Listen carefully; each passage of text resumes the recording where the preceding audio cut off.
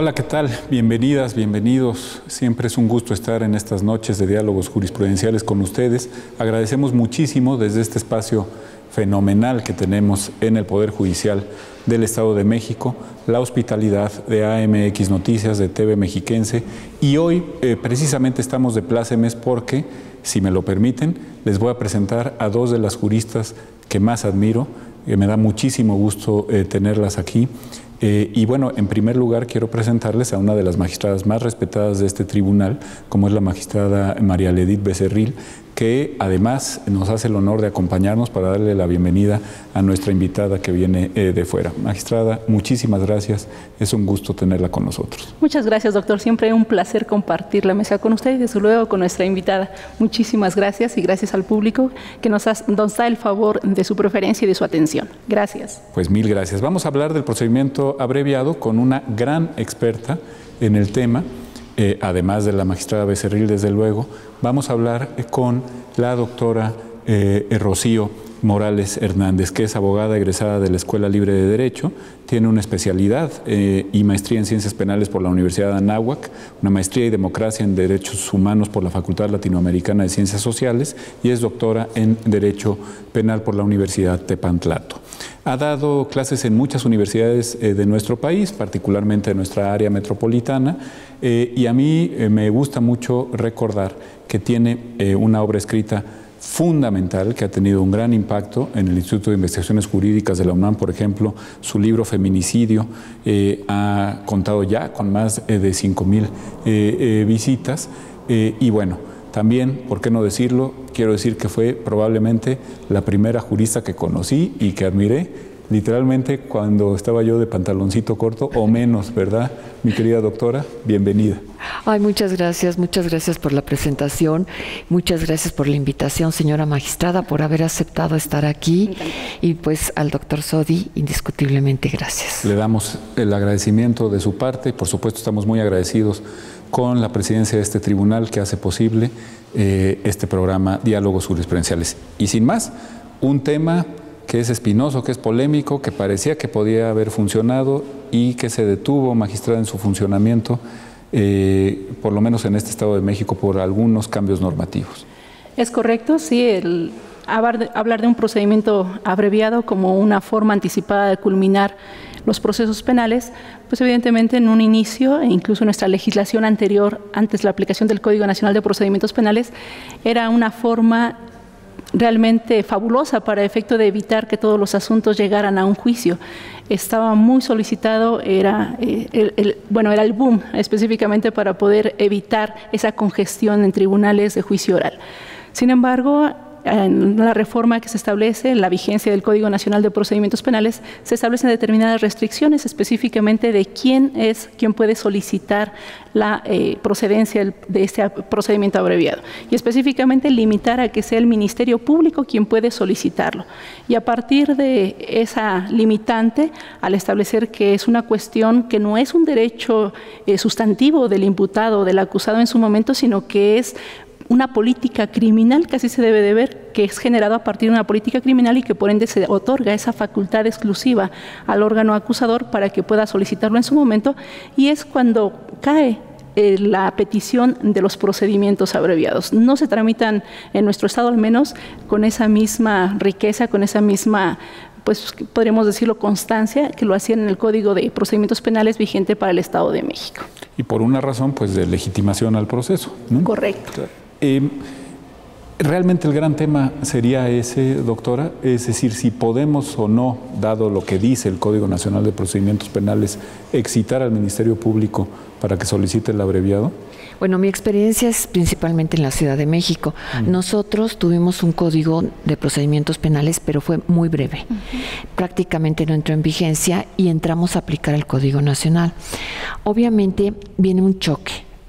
¿Por qué? Porque viene un cambio de mentalidad. Estamos acostumbrados a trabajar con principio de legalidad y de repente nos ponen criterios de oportunidad, lo cual no va con nuestra tradición jurídico-penal. Yo les digo, para poder entender el procedimiento abreviado tenemos que ver las películas americanas. Cuando al inicio de la película le preguntan a la persona si se confiesa culpable o no. obviamente sí es política criminal y corresponde al legislador. Se criticó mucho en ese tiempo, perdón que te interrumpa, ¿no? Pero esta, digamos, asimilación del plea bargain, de estar haciendo una oferta. El plea bargain es precisamente eso, que aquí en México no estábamos acostumbrados a negociar la culpabilidad. Exacto. Y eso es del derecho anglosajón, porque ellos van a privilegiar lo que es práctico y lo que es eficiente frente al principio de legalidad y a la justicia. Porque aquí nosotros estábamos acostumbrados a eso, y finalmente todas nuestras clases de derecho, y he oído a más de un académico que lo dice en ese sentido, que va contra lo que nos enseñaron, porque nos enseñaron que el fin que se persigue es la justicia, y aquí lo que se busca es que sea rápido, que sea eficiente, y ha recibido críticas incluso en Estados Unidos, porque la gente prefiere llegar a uno de estos acuerdos antes que pasarse 2 o 3 años en la cárcel esperando a que llegue el procedimiento. Pero retomo, es política criminal y la tiene que poner pues el legislador, porque a él es a quien corresponde. Y estamos hablando de un criterio de oportunidad, y el criterio de oportunidad pertenece por principio al Ministerio Público. Y aquí es donde viene la confusión y la no confusión. Hay un documento que es la presentación de las Cámaras Unidas del Congreso, que ahí viene su nombre, porque participó usted en todo esto, y entonces van diciendo, no, pero ahí está el nombre, así que estamos con alguien que conoce esto desde que empezó. Entonces, me declaro culpable. No, yo creo que estuvo bien. A ver. Y voy a comentar por qué. Yo creo que la legislación es correcta, y lo que ha fallado es el operador, y que el operador lo entienda. ¿Por qué?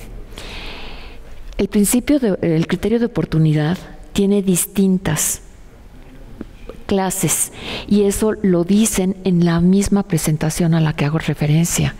Y lo que están diciendo ahí es que puede ser absolutamente discrecional, reglado o excepcional. Absolutamente discrecional es cuando va a depender del Ministerio Público si se hace o no. Es correcto. Reglado, aun cuando es discrecional, hay un reglamento. Y excepcional, cuando la ley va a decir desde un principio los casos en los que va a proceder. Y nada más. Y nada más. Cuando se lee el Código Nacional de Procedimientos Penales, da la impresión que se hizo de manera segmentada, que lo hicieron, una persona hizo esta parte, otra persona hizo esta, y otra persona hizo esta. Y que al momento de unirlos faltó remisión de uno a otro. Entonces, si nosotros vamos a los artículos donde se está estableciendo las reglas para el procedimiento abreviado, dice que nada más lo puede solicitar el Ministerio Público, y que esto puede ser desde la vinculación a proceso hasta antes de la emisión del auto de apertura a juicio. Pero hay que interpretar el código en su totalidad. Y hay otro artículo en el que se ponen cuáles son las características que debe de tener la acusación. Es correcto. Y una de las características que debe, no que puede, que debe la solicitud de procedimientos abreviado. Entonces, ¿eso a qué nos lleva? Ellos lo pueden solicitar desde la vinculación a proceso, pero lo deben de solicitar, ahí ya deja de ser potestativo, ya deja de ser dentro de su arbitrio. Ahí ya lo tienen que hacer. Hay un artículo terminante de la ley que está diciendo, cuando tú llegues a la audiencia intermedia, tienes que llevar ya el procedimiento abreviado expuesto. ¿Y esto por qué? Esto tiene mucha relación con la jurisprudencia que ha salido. Ellos necesitan tiempo. El plea bargain no lo manejan como efectivamente que van a tratar de llegar a un acuerdo con el Ministerio Público en relación a la culpabilidad, y que pueden incluso ver por qué delito, aunque hay un antecedente importante en la Ciudad de México en el que se cambia la clasificación por parte del Ministerio Público, ahora hago mención. Pero la situación es que cuando están llegando a esos acuerdos, en Estados Unidos pueden decir, te ofrezco acusar, por decirlo de una manera, por este delito, si tú aceptas. Y ahí es donde vienen, sí, bueno, bájale, suben. Sí. Exacto. Aquí no. Aquí no se hace eso. Aquí no está, debiera.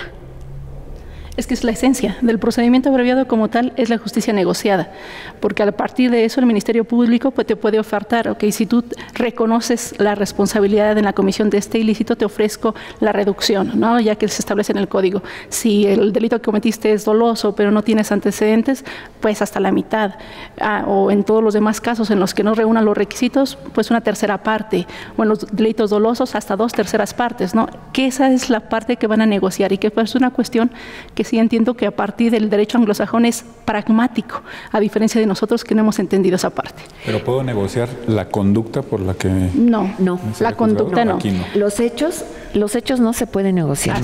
En un momento dado se puede negociar la clasificación jurídica, sí, que es lo que se pretende, que se trate de llegar a ese acuerdo, pero no está reglamentado ni...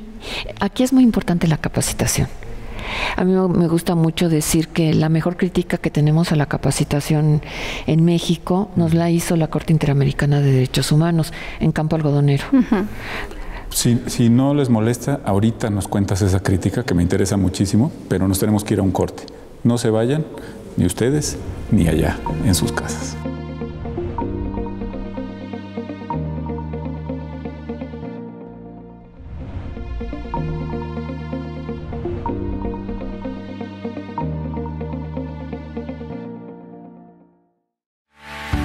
Ubicado en el corazón de la capital mexiquense y rumbo a los 200 años de su instalación, el Poder Judicial del Estado de México tiene como misión ser garante del bienestar social, el Estado de Derecho y el acceso equitativo a la justicia para todas y todos.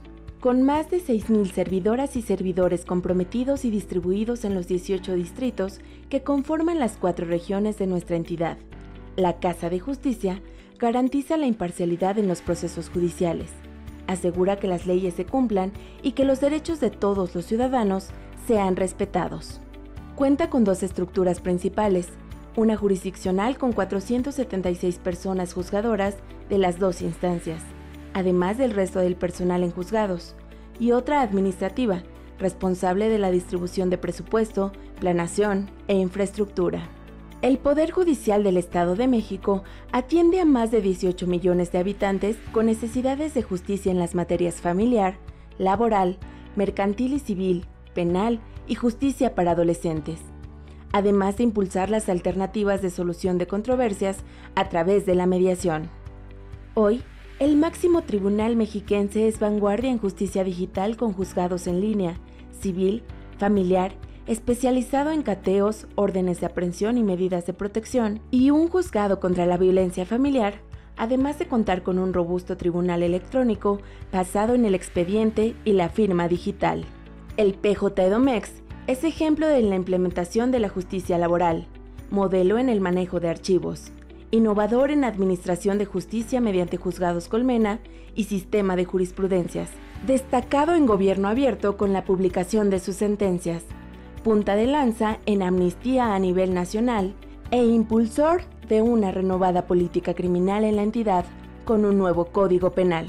Su escuela judicial capacita, forma, actualiza y profesionaliza a las y los servidores públicos del PJ-EDOMEX y a los especializados en seguridad y derechos humanos. Diariamente, el Poder Judicial del Estado de México atiende a más de 30,000 personas. Nuestros juzgadores, entre magistradas, magistrados, juezas y jueces, dictan cerca de 8,000 resoluciones al año, escribiendo así la historia de esta Casa Bicentenaria de Justicia.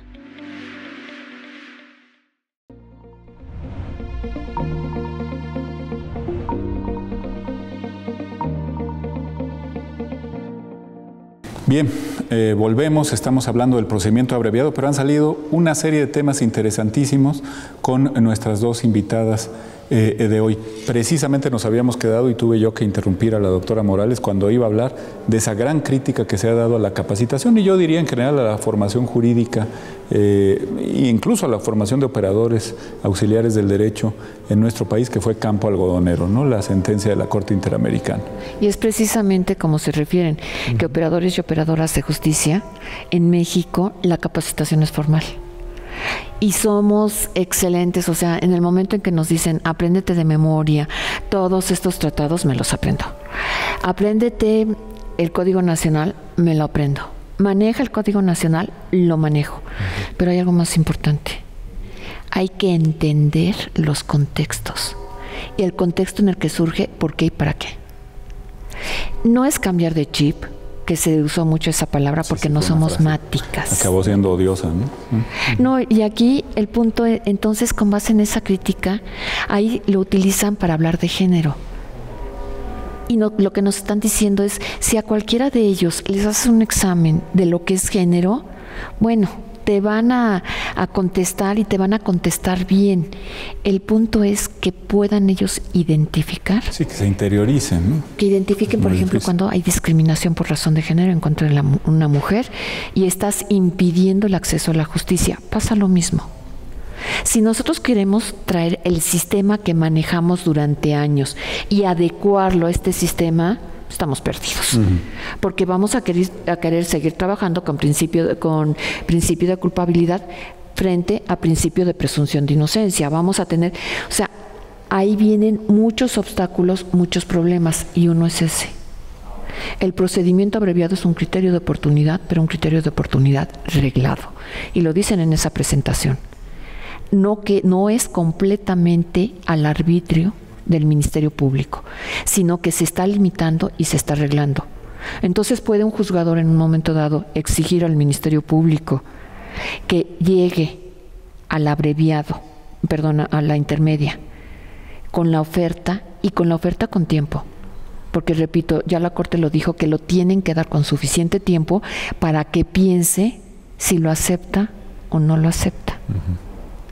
Entonces ahí se abre una ventana de oportunidad para influir en el ánimo del Ministerio Público, digamos. Pues influir con medidas de apremio.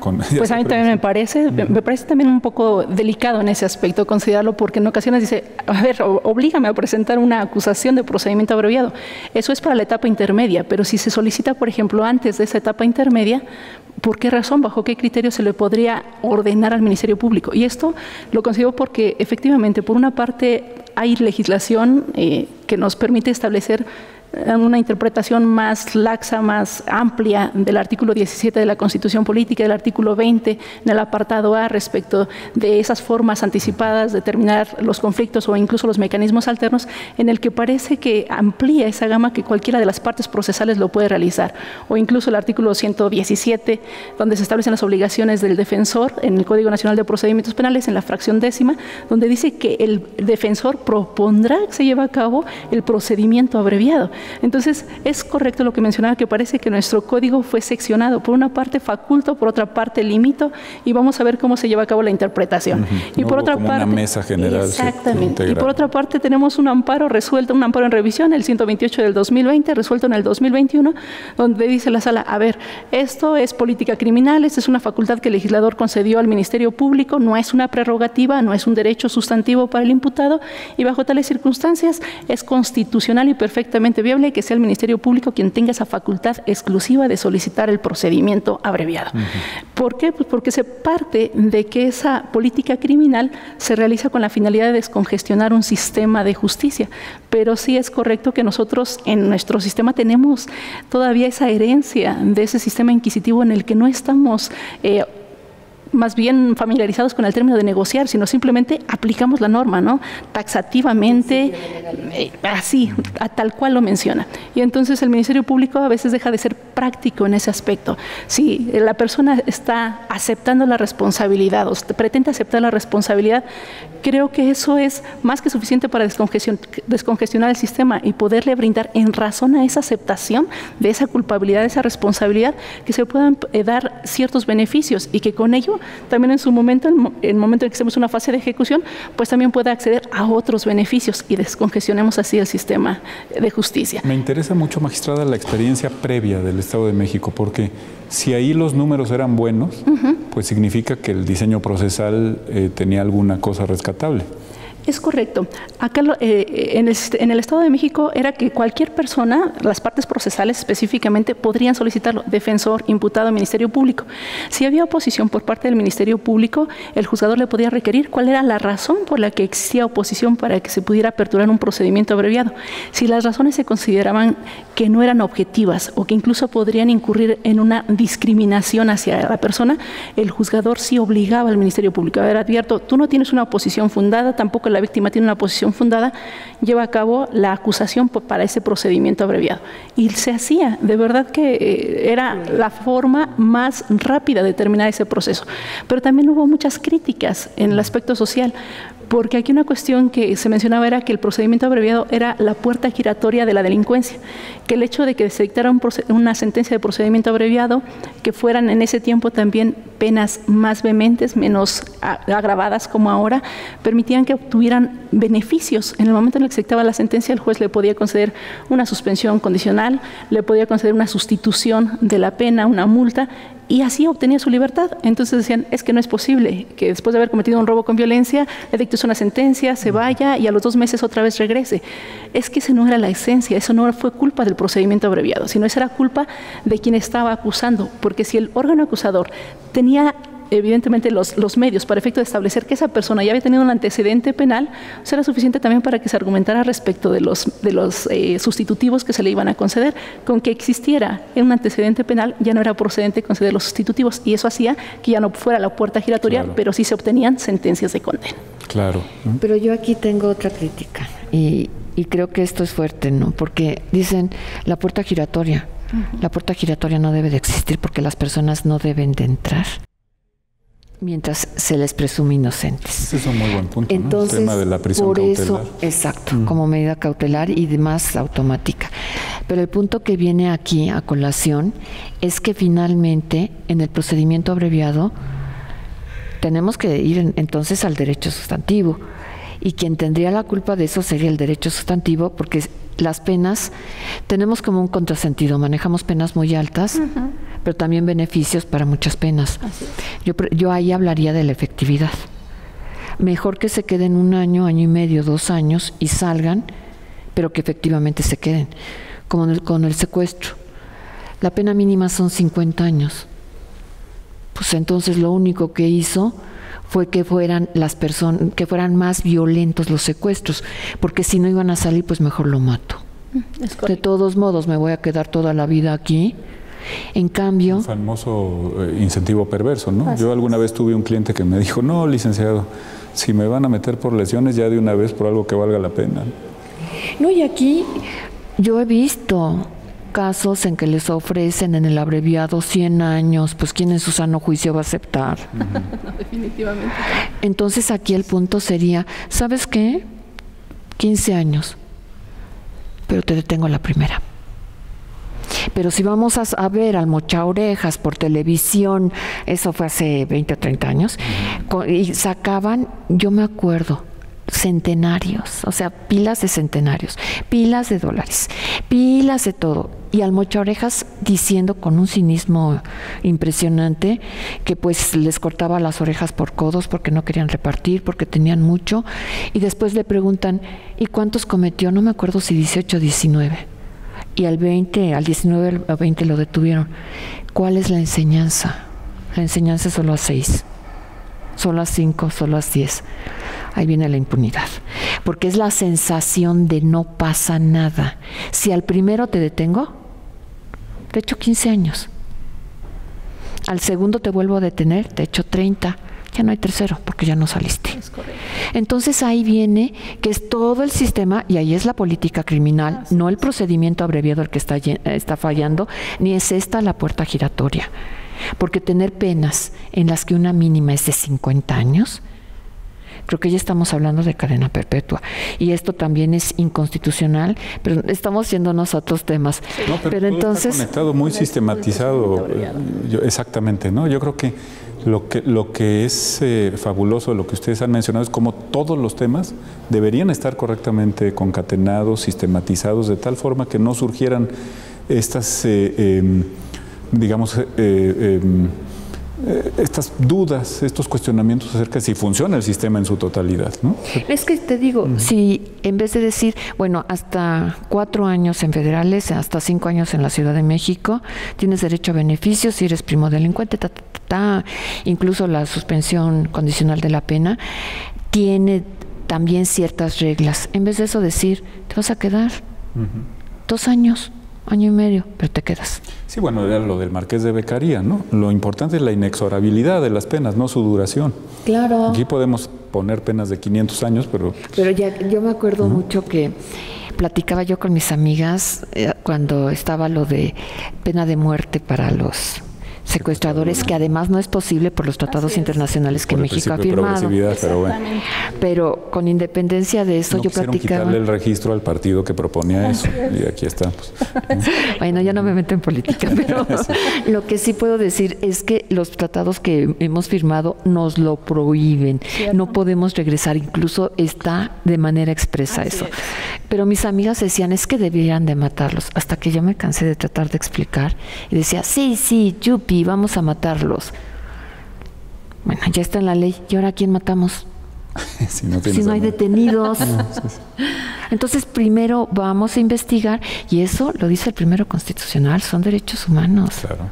Y es una forma de prevenir. La prevención viene investigar, después condenar y procurar que se repare el daño en la medida de lo posible. Investiguemos, procesemos, condenemos, pero si no tenemos a quién procesar, ¿cómo lo vamos a condenar? Sí, campo algodonero es todo un catálogo de lo que tendríamos que hacer en términos de investigación, de estrategia procesal, y que no se hace en las instancias de procuración de justicia.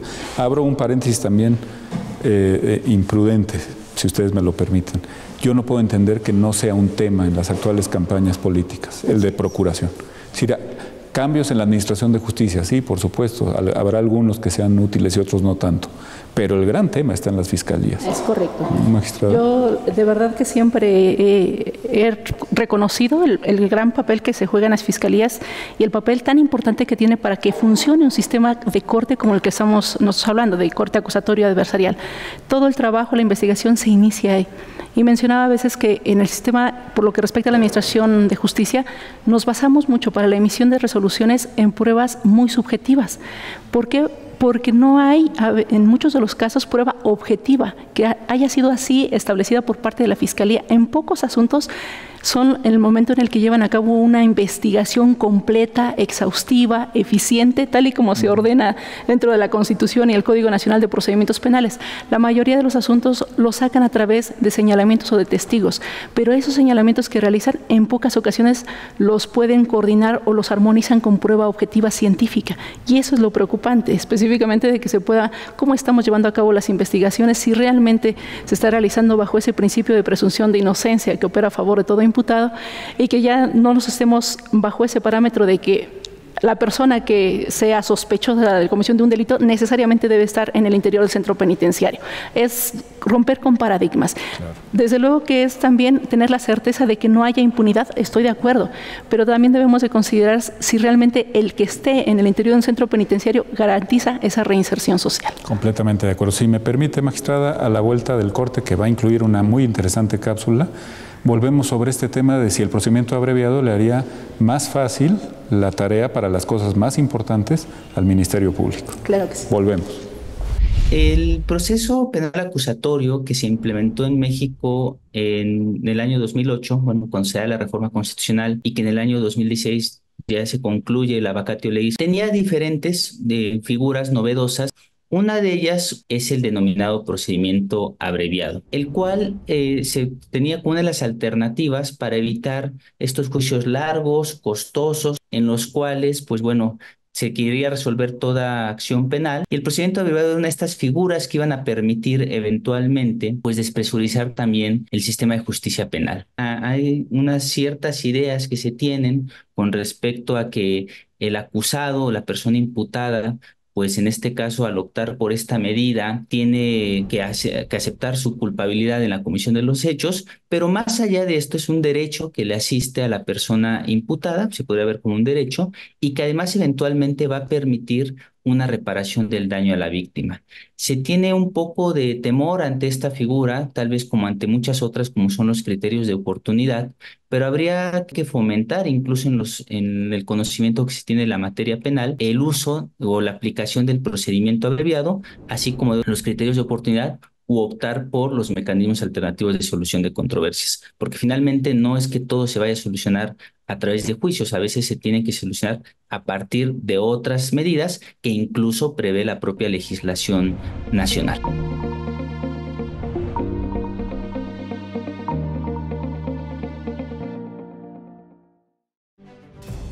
Hacer memoria para hacer justicia.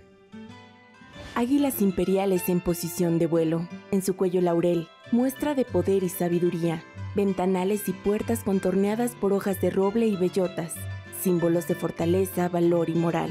Originalmente, cubiertas por oro de 23.5 quilates, 134 metros cuadrados, muros de adobe con 5 ventanas al norte, hemiciclo antecedido por 3 escalones y al poniente 4 puertas entableradas, 180 pompones en techo y 3 candiles checos.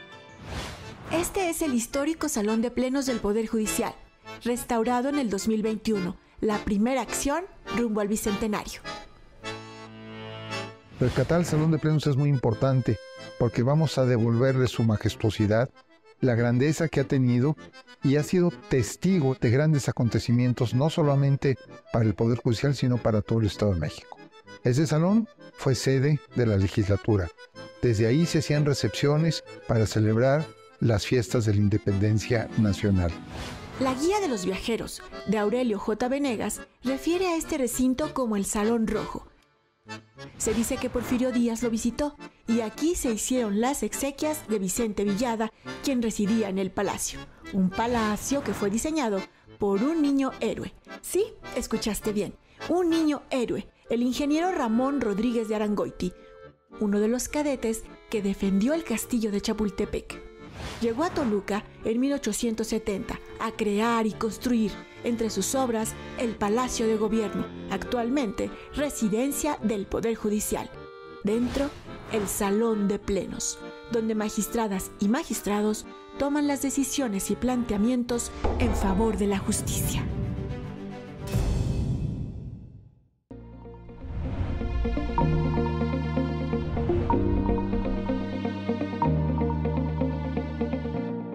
Bien, volvemos después de esta interesantísima cápsula de un tema muy humano y nos habíamos quedado precisamente hablando, magistrada, de lo importante que sería que el procedimiento abreviado se sistematizara para que el trabajo del Ministerio Público, ahí donde es más importante, fuera más eficiente. Es correcto.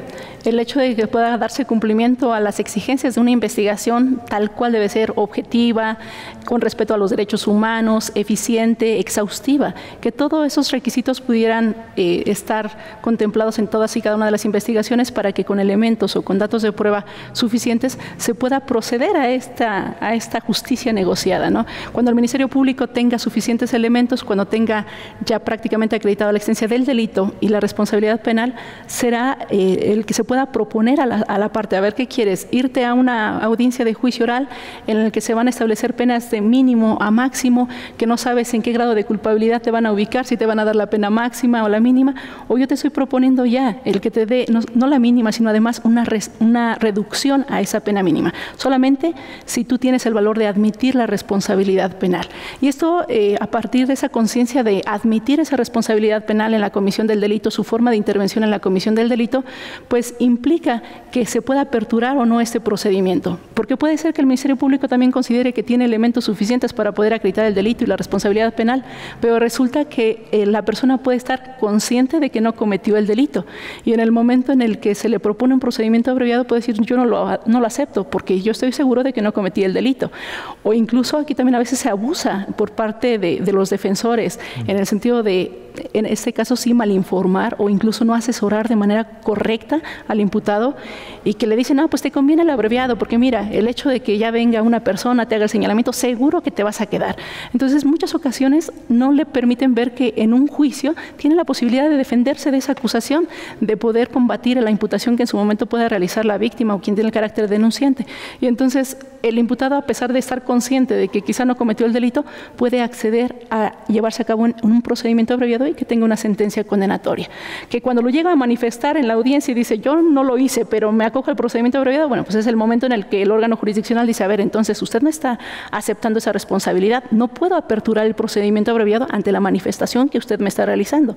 Pero cuando no lo dice, cuando únicamente se queda en esa plática, en ese consejo que le da el abogado hacia él y en el procedimiento, en la audiencia del procedimiento abreviado, acepta su responsabilidad, bueno, pues entonces estamos hablando de una ineficacia de este sistema.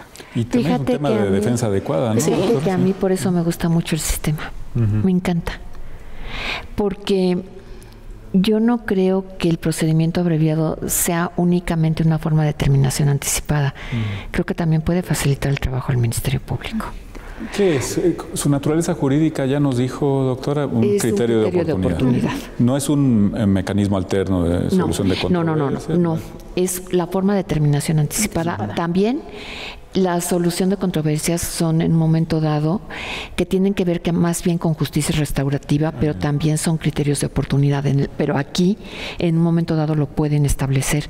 Pero quiero regresar a lo que decían hace un momento. No es tan fácil acreditar siempre. No es tan fácil crear la prueba. Sí hay, para que una declaración o una testimonial tenga fuerza, tiene que haber elementos objetivos y científicos que la tornen creíble. Pero ¿qué pasa si la investigación está atorada en algún punto? Aquí el procedimiento abreviado es una gran ayuda para el Ministerio Público porque no tiene que probar. La persona va a aceptar, es como un acuerdo probatorio general. Yo no voy a cuestionar lo que tú tienes en mi contra, lo voy a aceptar como bueno y no voy a confesar. Eso ya lo dijo la Corte. Acepto, hago el acuerdo probatorio general y con base en eso acepto la pena que me ofreces. Y dije que me gusta el sistema porque aquí cuando tienes que autorizar el procedimiento abreviado, es clara la ley. El juez deberá de cerciorarse de que entiende. Cerciorarse que entiende no es hacer preguntas que nadie entiende, ni yo. Te enteras de lo que realmente... Es una plática. El procedimiento, lo que trata también el sistema es bajar al imputado y bajar a la víctima para que ellos entiendan. Por eso la víctima va a tener un asesor jurídico, que yo muchas veces lo llamo un intérprete, que les va a decir los tiempos procesales y les va a explicar el lenguaje. Pero el juzgador tiene que usar un lenguaje y platicar con la persona. Y la persona va a dejar salir si realmente quiere o no. Y ese es trabajo del juez, porque la ley dice deberá de verificar que lo entiende, que entiende estas son las premisas que tiene que entender. Y también te das cuenta cuando el abogado está echando un... Lo que pasa es que también para ellos muchas veces es preferible llegar a acuerdos probatorios, que tampoco es otro gran tema, y es preferible llegar a un procedimiento abreviado, sobre todo cuando, como dijo la señora magistrada, ya están las pruebas. Si ya están las pruebas, si viene bien armada la acusación, existe un riesgo de condena y un riesgo real. Entonces aquí es cuando el Ministerio Público debe de evaluar si realmente su acusación va sólida, si realmente la va a poder sustentar con pruebas, y si no, mejor irse a hacer que el abreviado sea interesante para la contraparte. Y la defensa tiene que valorar si está viendo que viene una investigación bien armada y una investigación fuerte, entonces mejor vámonos a un abreviado. Y prefiero 35 años por un secuestro que 50, ¿no? Claro. Es correcto. 15 años muy buenos. Eso es cierto. Eso definitivamente que debiera de ser en ese aspecto, el que pudieran verificarse en qué casos sí y en qué casos no se lleva a cabo. Por eso la ley, vuelvo a lo mismo, a mí sí me gusta el sistema, a mí me gusta el Código Nacional.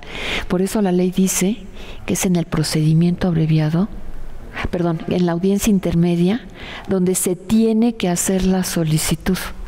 Porque ahí el Ministerio Público ya puede evaluar si su investigación da para condena y la defensa ya puede evaluar el riesgo que tiene de una condena para poder, ya está cerrada la investigación. Hubo un descubrimiento probatorio, ya se establecieron los medios de prueba.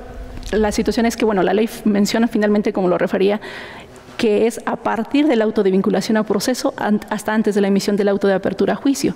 Entonces, si se presenta en el momento de la acusación, si efectivamente la ley establece dentro de los requisitos de la acusación la petición de procedimiento abreviado, pero si no se hace, si se realiza antes, eso tendrá que verificar la defensa y verificarlo también, incluso hablarlo con su representado, qué datos de prueba tiene el Ministerio Público para que tú puedas acceder. E incluso aquí sí he visto en algunos casos en que se puede negociar, sobre todo hablando de delitos patrimoniales o hablando de algún delito en el que se establezcan agravantes, porque puede ser que el Ministerio Público haya logrado la vinculación por determinado delito con agravantes, pero durante la investigación complementaria no tiene elementos suficientes para poder acreditar las agravantes o los montos.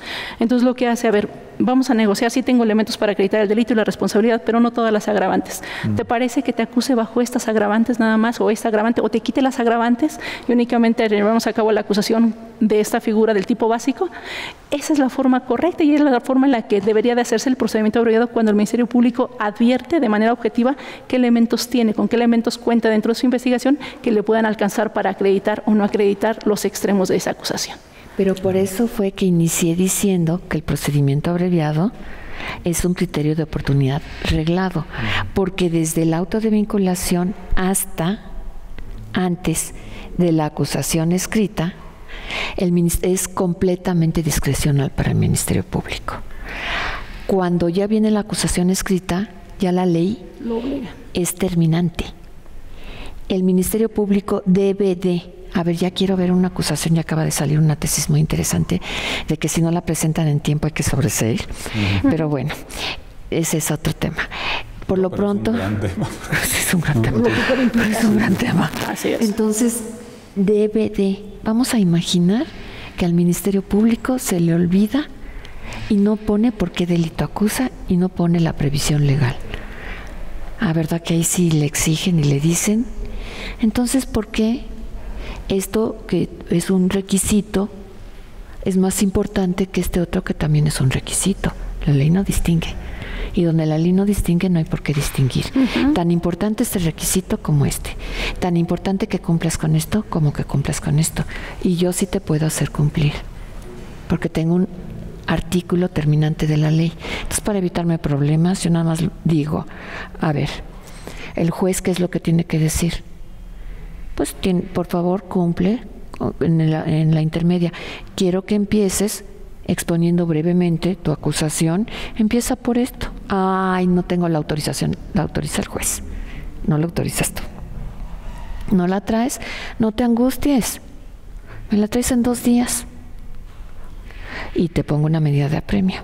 Y lo hacen. Las medidas de apremio, la única forma que un juzgador tiene para hacer cumplir sus determinaciones son las medidas de apremio.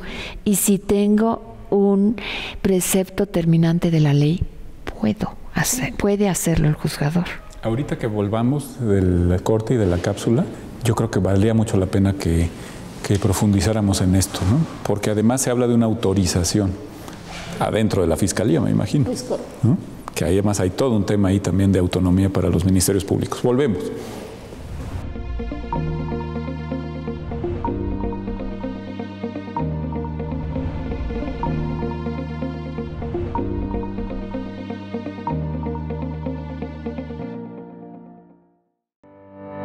El procedimiento abreviado es una forma de terminación anticipada del juicio penal, donde el acusado acepta ser juzgado con base en las pruebas recabadas durante la investigación inicial.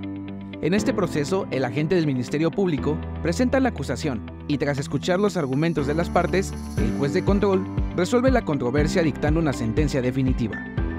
Generalmente, en este tipo de procedimientos, se imponen las penas mínimas con la reducción solicitada por el Ministerio Público. Un caso que ilustra este procedimiento sucedió en Ecatepec, en octubre de 2021, donde una jueza dictó sentencia condenatoria a Carmela N. por el delito de trata de personas en su modalidad de adopción ilegal. Luego de que el 23 de septiembre de 2018, Carmela, quien era partera, facilitó el registro de una menor como hija de un matrimonio que no era el suyo, utilizando un certificado de nacimiento falso. Carmela N. aceptó su responsabilidad y se acogió al procedimiento abreviado. La jueza impuso una pena de 3 años de prisión, multa y reparación del daño moral y material. Así, el procedimiento abreviado permite una justicia rápida y efectiva, asegurando que los responsables enfrenten las consecuencias de sus actos.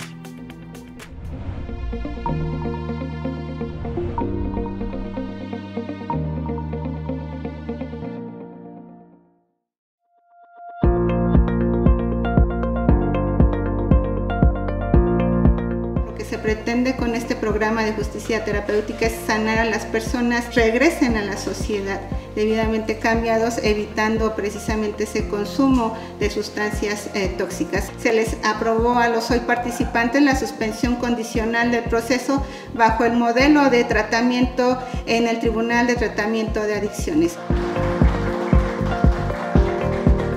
Me detuvieron con Cristal, me hicieron la propuesta de que si quería cambiar mi vida y les dije que sí. Me llevaron a terapias, al TTA, y de ahí fue donde noté que mi vida iba cambiando y yo quise echarle muchas ganas porque pues tengo mi familia, tengo un niño y mi esposa y mis padres y mis hermanos que me están apoyando mucho. Y pues si quieren intentar cambiar su vida, pues que se acerquen aquí y pues aquí los apoyan, les dan consejos. Y pues más que nada es que uno mismo quiera cambiar las cosas para ver los resultados. Quiero agradecerles a todos los que me apoyaron y al Poder Judicial por todo. Me detuvieron los oficiales estatales, de ahí me llevaron al Ministerio Público, de ahí tomaron datos de mi identidad, mandaron a llamarme de aquí del Oro a Temascalcingo, que viniera a presentarme a unas audiencias. Asistí puntualmente a la primera y de ahí me dieron la oportunidad de asistir a CAPA para unas terapias de rehabilitación. Me siento muy agradecido por abrirme las puertas a CAPA.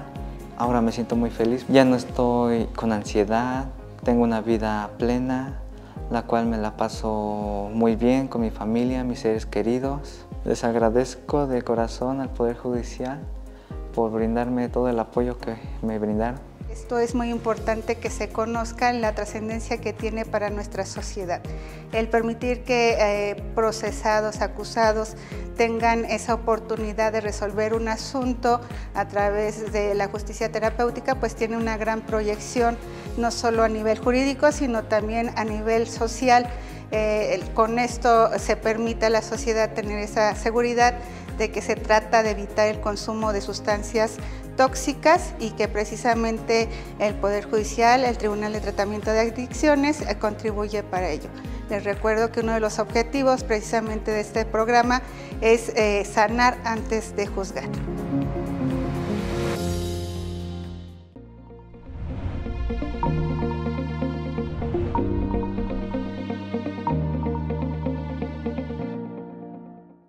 Bien, volvemos desafortunadamente para nuestro cuarto y último bloque de este programa que ha estado tan interesante y que se han abierto tantísimas vetas para muchísimas consideraciones sobre nuestro proceso penal, no solo sobre el procedimiento abreviado, ¿no? Han salido todas las cosas pensables o muchas de las cosas pensables en este importantísimo tema que además tiene tan preocupada y con justicia a la sociedad mexiquense y a la sociedad mexicana. Pero nos habíamos quedado hablando de si realmente el procedimiento abreviado podría generar una mucho mayor eficiencia para el Ministerio Público en el sentido, magistrada, de que, bueno, pues se tienen sentencias condenatorias, hayan sido o no aceptadas por las partes, ahí están, y el porcentaje es bastante más amplio que cuando se deja todo a que el proceso penal siga hasta su último curso, ¿no? Es correcto. Esto fue, en cuestiones de estadística, un cambio radical. Cuando el proceso abreviado estaba en su boom, en la época en la que se consideraba la novedad, es evidente que el Ministerio Público tenía estadísticas de sentencias condenatorias mucho más altas que en la actualidad. El procedimiento abreviado, que ha dejado de solicitarse en los términos en los que anteriormente o bajo las condiciones en las que anteriormente se solicitaba, pues ha disminuido en cuanto al número de esos procedimientos y sean más resoluciones que se emiten bajo la figura de un tribunal de enjuiciamiento, y que en muchas ocasiones, como lo decía nuestra compañera, pues es evidente que el Ministerio Público no tiene todas las pruebas, porque hay asuntos muy, muy delicados en algunos donde no tiene una prueba directa, entonces tiene que generarse a través de una prueba circunstancial, y entonces cuando no tiene esa facultad de poder investigar, de poder realizar investigaciones exhaustivas y objetivas, pues muchas ocasiones lo que se lleva a tribunal de enjuiciamiento va a terminar con una sentencia absolutoria. Y eso, estadísticamente, advertimos que en la actualidad hay más sentencias absolutorias que lo que en su momento se llevaba a cabo cuando se tramitaba al por mayor el procedimiento abreviado. Entonces, eso sí impacta, y desde luego que también tiene ahora otra perspectiva en la forma en la que la sociedad nos ve, de que pues hay más impunidad porque evidentemente no se logra el objetivo, que era que se llevara a cabo la sanción a una persona que cometió el delito. Bueno, entonces es también una figura que sirve para combatir la impunidad, y en cambio estamos apelando siempre a parches ahí, a placebos, a soluciones de contentillo, como por ejemplo la prisión preventiva oficiosa, con tal de combatir o disque combatir la impunidad. Bueno, la prisión preventiva no puede ser una pena anticipada. No, ni se puede tomar como tal, ¿no? Sí. Y la prisión preventiva, yo siempre he dicho, conforme al Código Nacional, este ya es otro tema, mejor nos invitas ese otro día y volvemos al procedimiento.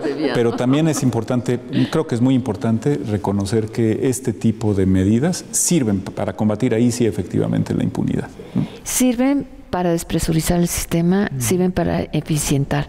No necesariamente van a perseguir la justicia.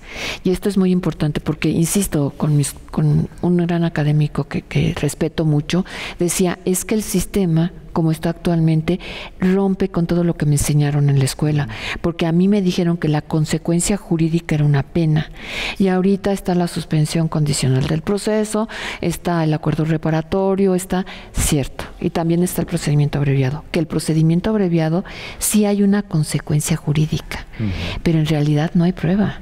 No se desahoga, no se produce. Vuelvo a lo mismo, es un acuerdo probatorio. Exacto. General, y así lo define la Corte. Digamos que las pruebas que pudo haber habido sirven como objeto de un acuerdo. Tengo una investigación, con esta investigación probablemente te pueda condenar allá, pero te propongo que cortemos aquí y te voy a dar una pena disminuida. Y ahí viene otra.